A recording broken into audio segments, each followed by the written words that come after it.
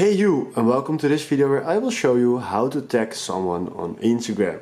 It's very simple, so let's start with this tutorial where I will help you out. Okay, if you do the plus icon in the bottom, we want to post a picture. I want to post this picture. If we do next, we can add music, we can add effects, but for now this is not important because we have to go next. When we arrived here, we can tag people. If you tap now here, because this stone here is someone that I know, that's just a simple joke. If you want to tag Apple, we can tag Apple just there. And if you want to move this, just hold your finger on it and you can place it wherever you want.